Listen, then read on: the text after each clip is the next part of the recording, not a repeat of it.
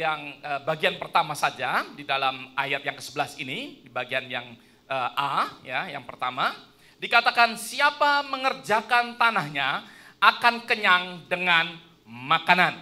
Siapa yang mengerjakan di dalam kehidupan kita, saya percaya kita semua ada di tempat ini karena kita mau mengerjakan akan tanah kita. Ada amin saudara. Karena kita mau mengerjakan akan kehidupan kita. Kita mau mengerjakan akan kehidupan kita melalui akan firman Tuhan yang kita dengarkan. Melalui persekutuan yang ada. Kita mengerjakan senantiasa akan kehidupan kita. Maka dari itu janji akan firman Tuhan dikatakan. Mereka akan kenyang. Setiap yang mengerjakan tanahnya akan kenyang dengan makanan. Ya. Akan kenyang dengan makanan. Jadi kalau kita ini mengerjakan, saya percaya setiap daripada kita akan dikenyangkan, setiap daripada kita akan diberkati, setiap daripada kita akan memperoleh sesuatu yang Tuhan sediakan dalam kehidupan kita. Berapa banyak katakan amin? Amin.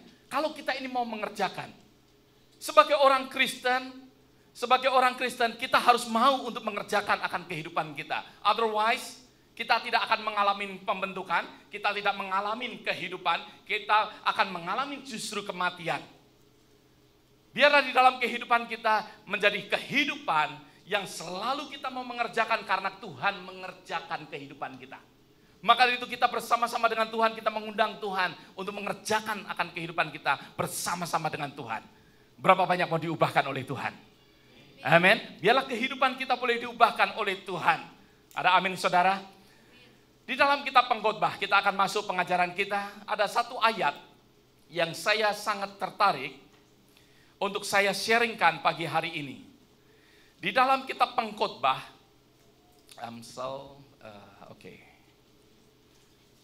Pengkhotbah. Di dalam pasal yang ke-11. Pengkhotbah pasal yang ke-11. Di dalam ayat yang ke-9. Pengkhotbah pasal yang ke-11 ayat yang ke-9. Dikatakan, bersukarialah hai pemuda dalam kemudaan. Biarlah hatimu bersukacita pada masa mudamu. Turutilah keinginan hatimu dan pandanglah matamu. Tetapi ketahuilah bahwa karena segala hal Allah membawa engkau kepada pengadilan. Oke? Dikatakan, but know that for all these things God will bring you to judgment. Tuhan akan membawa setiap kita kepada sesuatu pengadilan. Oke? Tetapi ayat ini saya tidak membacanya tentang hal pengadilan karena ayat ini adalah ayat yang bagus. Ayat suatu promise untuk kita, ayat suatu janji untuk kita. Ayat di mana kita bisa renungkan secara bersama-sama karena ayat ini mengandung arti bagi kehidupan kita. Sebagaimana dikatakan bersukarialah, bukan sesuatu ayat yang negatif. Oke? Bukan sesuatu ayat yang negatif pada saat kita mendengar suatu judgment, mendengar sesuatu pengadilan. Maka dari itu kita tidak mau berpikir, maka dari itu kita tidak mempunyai ada sesuatu dalam hati kita. Jangan demikian, karena ayat ini adalah ayat merupakan janji yang untuk kita renungkan, ya, janji yang dapat memberkati akan kehidupan kita. Ayat ini berkata, ya, ayat ini berkata bersukarialah, maka itu biarlah kita bersukaria, hai pemuda dalam kemudaanmu. Biarlah hatimu bersukacita pada masa mudamu. Ya, saya percaya tidak hanya untuk orang-orang muda, tetapi maksudnya biarlah dari masa muda kita sudah mulai melakukan akan hal ini. Amin. Tetapi dalam masa tua kita pun kita akan tetap terus melakukan. Ya, dikatakan turutilah keinginan hatimu. Katakan sama-sama, turutilah keinginan hatimu. Ya, di dalam bahasa Inggrisnya dikatakan follow the ways of your heart. Dikatakan di sini, turutilah keinginan hatimu dan pandanglah matamu, tetapi ketahuilah bahwa karena segala hal inilah Allah akan membawa engkau ke pengadilan. Firman Tuhan katakan, turutilah hatimu.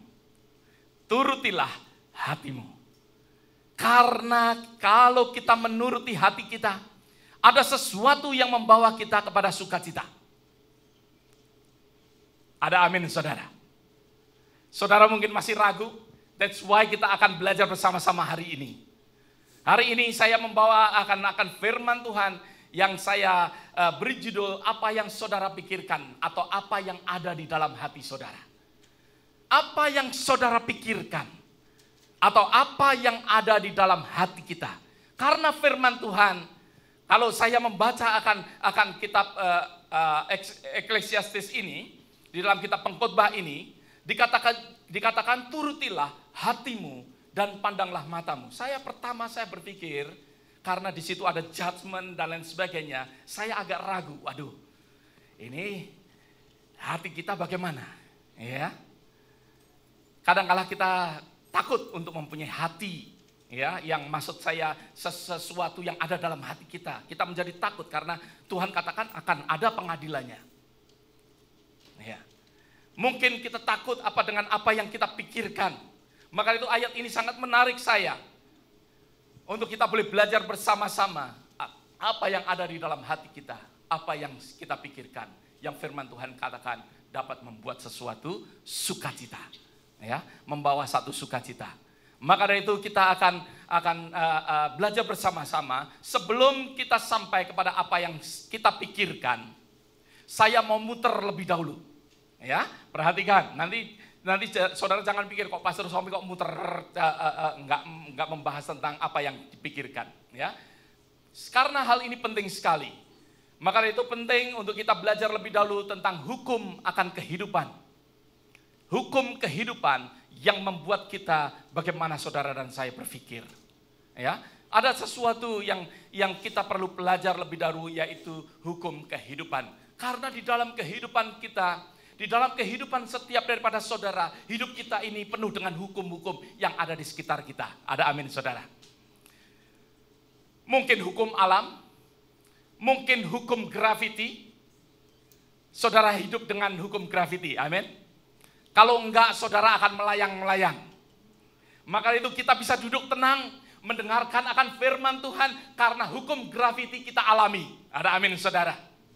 Atau saudara ini terbang ke sana ke sini, saya sendiri mungkin khotbah di sini juga melayang-layang, saudara melihat saya bingung, saya sendiri juga distract melihat saudara karena saudara banyak gerak.